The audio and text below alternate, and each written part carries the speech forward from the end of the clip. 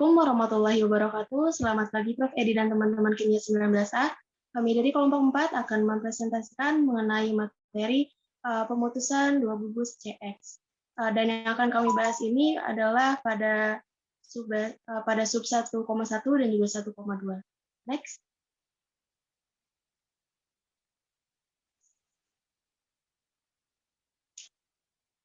Berikut ini merupakan nama-nama anggota dari kelompok 4. Yang pertama ada Kania Sukma Purwanto, lalu Selu Lutfitarani, Dewi Puspitasari, Kurnia Pamulyanti, dan Ibnu Haris Hakim. Next. Baiklah, yang pertama itu pendahuluan. Sebenarnya kita harus tahu apa itu pemutusan dua gugus fungsi. Pemutusan dua gugus fungsi itu pemutusan di mana menggunakan salah satu gugus fungsi untuk membantu memutuskan gugus fungsi yang lain di tempat lain dalam molekul atau suatu senyawa. Alasan digunakannya pemutusan dua gugus fungsi itu karena memungkinkan pemutusan tersebut itu lebih efisien daripada pemutusan satu gugus fungsi dalam mengurangi kompleksitas untuk membentuk target molekul yang sedang disintesis atau yang kita tuju. Yang pertama kali itu dibahas yaitu 1,1 difunctionalis compound. 1,1 difunctionalis compound ini sering disebut atau dikenal dengan 1,1 DX.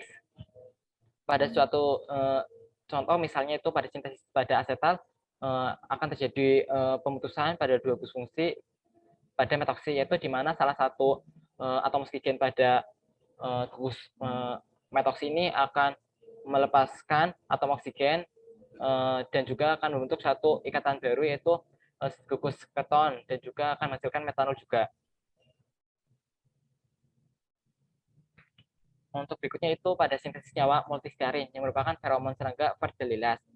Dapat dilihat pada analisisnya di mana suatu vanil yang di mana terdapat juga atom karbon yang mengikat dua gugus fungsi, di mana itu terjadi pemutusan dua gugus fungsi dan terbentuk yaitu senyawa aldehid dan juga 2 metanol.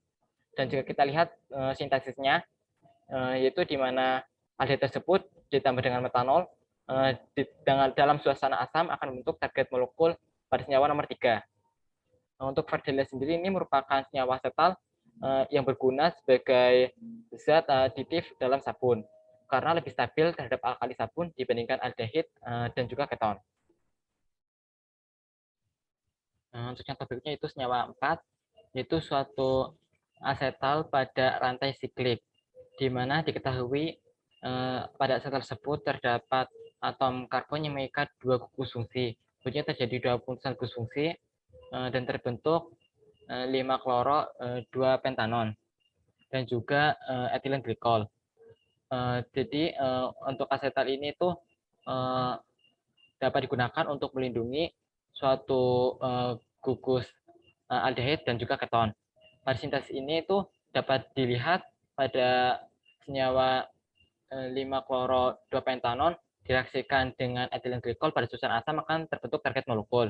Jadi guna utama asetal ini adalah sebagai gugus pelindung untuk senyawa aldehid dan juga keton. Dan pemutusan ini tuh untuk menjaga suatu senyawa keton atau aldehid tersebut agar tidak bereaksi ketika direaksikan. Sebagai contoh itu jika direaksikan dengan reagen Grignard, jadi tidak bereaksi dengan senyawa sesamanya. Next. Selanjutnya, asetal atau senyawa nomor 6 adalah molekul yang memiliki 2 heteroatom. Keduanya bergabung dengan atom karbon yang sama, yaitu heteroatom X dan Y, di mana oksidasi atom karbon ini menghasilkan senyawa karbonil dan 2 nukleofil. Jika satu heteroatom hadir sebagai gugus OH dan hanya melibatkan satu nukleofil untuk bereaksi seperti molekul cyanohydrin, yaitu senyawa nomor 7, yang mengalami reaksi 1,1 DIX atau diskoneksi sehingga menghasilkan senyawa karbonil dan asam cyanida seperti yang terlihat pada gambar di samping. Next. Selanjutnya ada sintesis 2 amino sikloheksanol atau senyawa nomor 8 dari sikloheksanon. Senyawa ini memiliki gugus hidroksi dan gugus amina. Untuk langkah yang pertama yaitu merubah gugus amina pada senyawa 2-aminosikloheksanol menjadi gugus sianida melalui reaksi FGI dengan HCN dilanjutkan dengan reaksi 1,1 DIX atau diskoneksi hingga menghasilkan sikloheksanon sebagai starting material dan asam sianida. Lalu sikloheksanon kemudian direaksikan dengan kalium sianida dan H+ hingga menghasilkan senyawa sianohidrin atau senyawa nomor 9. Lalu sianohidrin mengalami reaksi hidrogenasi menghasilkan molekul target yaitu 2-aminosikloheksanol.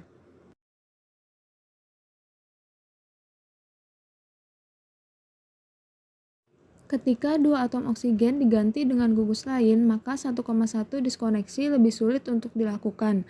Sintesis asam alfa amino atau senyawa nomor 10 dengan sianida sebagai satu heteroatom dan nitrogen sebagai yang lainnya, maka diskoneksi ini menghasilkan aldehid, amonia, dan asam sianida.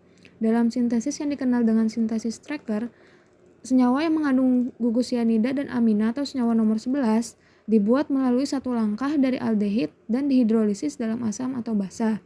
Untuk sintesis asam alfa amino atau senyawa nomor 10 dari aldehid, langkah yang pertama yaitu merubah gugus asam karboksilat pada asam alfa amino menjadi gugus sianida melalui reaksi FGI dilanjutkan dengan reaksi 1,1 DIX atau diskoneksi hingga menghasilkan aldehid sebagai starting material, amonia, dan asam sianida yang kemudian dilanjutkan dengan sintesis tracker di mana aldehid direaksikan dengan garam amonium karbonat dan asam sianida sehingga menghasilkan senyawa yang mengandung gugus sianida dan amina atau senyawa nomor 11.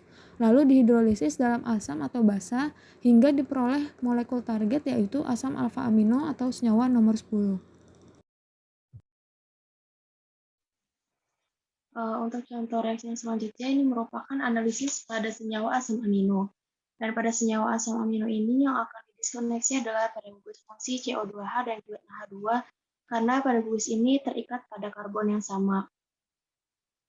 Untuk selanjutnya pada gugus CO2H itu harus dilakukan proses FGI terlebih dahulu atau proses mengubah satu gugus fungsi ke gugus yang lain yaitu menjadi sianida agar lebih mudah dilakukan diskoneksi.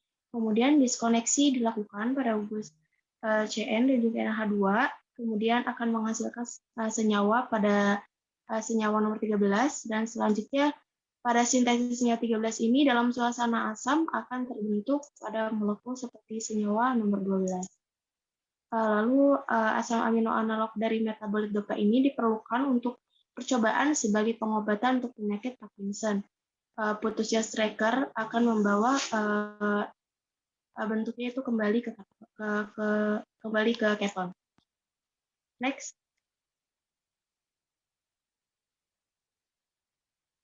Untuk selanjutnya ini ada alpha ether yang berasal dari aldehid atau keton. Reagen lainnya adalah HCl dan juga alkohol. Ini merupakan jenis reaksi yang sama seperti reaksi yang akan menghasilkan asetal, tetapi asam memiliki ion penghitung nukleofilik seperti Cl- sehingga proporsi reagennya akan berubah. Untuk pembentukan asetal digunakan alkohol berlebih dan juga asam seperti TSOH dengan ion penghitung non-nukleofilik. Next.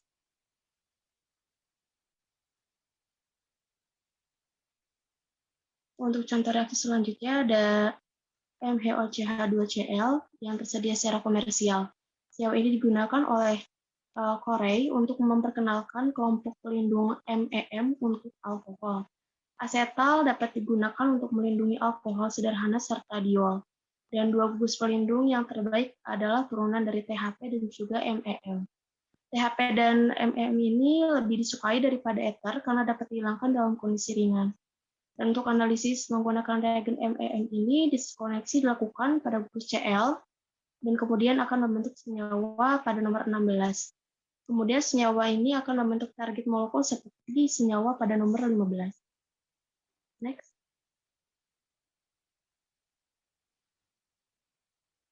Dan ini merupakan mekanisme reaksi sintesis pada senyawa nomor 16 yang membentuk target molekulnya, yang bisa dilihat dalam slide. Next.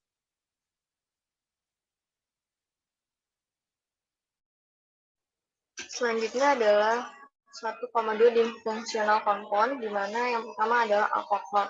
Alkohol ini berfungsi untuk biasanya sebagai antiseptik dan juga penghambat pertumbuhan bakteri, di mana pertama-tama senyawa 17 dan juga 18 merupakan senyawa dengan heteroatom pada atom karbon yang bercabang. Mereka ini dianggap sebagai turunan atom yang kemudian senyawa tersebut didiskoneksi yang menghasilkan pemotongan ikatan kimia melalui molekul target. Kemudian ikatan tersebut menghasilkan sinkron dan juga reagen yang merupakan epoksida. Kemudian untuk yang senyawa 21 yaitu adalah amina yang memiliki keseimbangan yang tepat antara hidrofolik dan juga hidrofobik, di mana membawa molekul obat ke dalam sel hidup yang lalu didiskoneksikan menghasilkan sinkron dan juga reagen dan yang epoksida. Kemudian pada senyawa 22, serangkaian anestesi mengandung berbagai isomer posisi di mana proparasin, yaitu komponennya terdapat ester, eter, dan juga amida pada senyawa propasin. Next. Untuk analisisnya, yaitu senyawa propasinnya itu diputuskan, kemudian direaksikan dengan CO yang menghasilkan senyawa asam. Senyawa asam itu adalah senyawa yang nomor 23 dan suatu senyawa 1,2 disfungsional. Kemudian senyawa tersebut didiskoneksi yang akan menghasilkan epoksida dan sinkron HNE-T2. Kemudian senyawa 23 tadi merupakan atau senyawa hasil asam dilakukan FGI yang berupa reduksi yang akan mengubah NH2 tadi menjadi NO2. Mungkin bisa terlihat secara jelas. Kemudian nitrogen tersebut diputuskan dan bereaksi dengan CN nitration. Kemudian ikatannya pun akan putus dan terjadi perubahan ikatan dengan CO ether dari gugus OPR menjadi gugus OH. Next.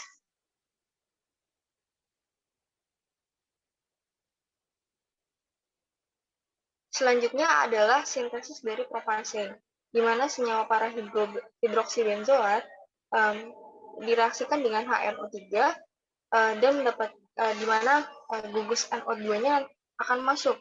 Dari tadinya nggak ada NO2 jadi NO2, kemudian direaksikan dengan basa NPRCl. Kemudian akan membentuk gugus OH yang berubah menjadi OPRN. Kemudian direaksikan lagi dengan SOCl2 yang akan menjadikan gugus COOH menjadi COCl. Kemudian sintesis epoksida direaksikan dengan Et2NH yang akan menjadi senyawa 24. Senyawa 24 itu yang sebelumnya. Kemudian senyawa 24 tadi direaksikan dengan senyawa 25 yang akan menghasilkan peningkatan struktur dari propasin. Ya, jadi masih terdapat gugus O2, di mana H2-nya nanti akan dikatalis dengan katalis PD, yang akan menghasilkan senyawa propasin yang dibutuhkan. Next.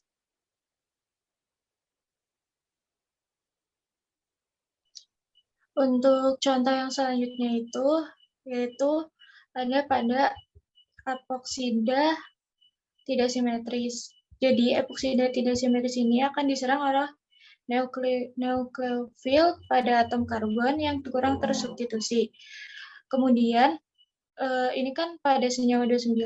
Pada senyawa 29 itu dapat diputus dengan senyawa 1,2 dx, terus menghasilkan senyawa fenol dan senyawa 30 yaitu epoksida asimetris. Karena epoksida yang senyawa 30 itu akan diserang pada posisi yang tepat. Untuk selanjutnya, proses sintesisnya yaitu senyawa fenol direaksikan dengan NaH dan senyawa 30 yaitu epoksida asimetris akan menghasilkan target molekul yaitu senyawa 29.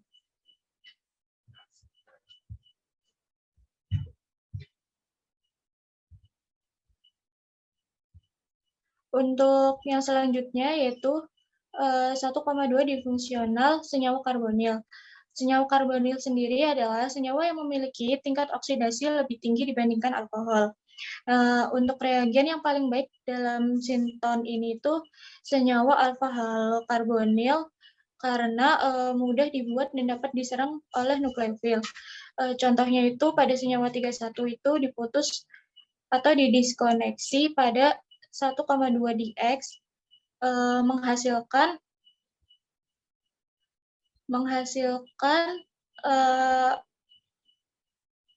kation karbonil atau bisa dilihat pada senyawa 32. Untuk contoh yang pertama senyawa karbonil itu pada analisisnya itu senyawa 33 ini diskoneksi pada gugus 1,2 atau di X akan menghasilkan senyawa 2,4 diklorofenol. Terus 2,4 diklorofenol ini direaksikan dengan CCl akan menghasilkan PHOH. Untuk sintesisnya PHOH ini direaksikan dengan Cl2 dan Fe menghasilkan senyawa 2,4 diklorofenol. Kemudian senyawa tersebut direaksikan dengan NaOH dan katalis ClCH2CO2H akan menghasilkan target molekul. Guna NaOH di sini itu untuk membentuk anion fenol dan sebagai agar senyawa tersebut itu terjadi reaksi substitusi.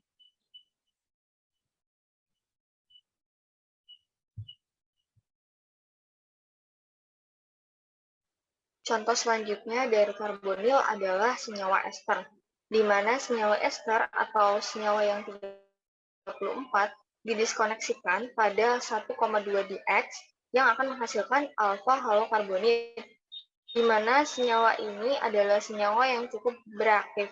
Kemudian setelah itu, senyawanya disintesis dengan menambahkan RCOOH dan katalis NaHCO3 yang menjadikan target molekul. Saya kembalikan ke moderator. Baik, sekian presentasi dari kelompok kami. Kurang lebihnya kami mohon maaf. Wassalamualaikum warahmatullahi wabarakatuh.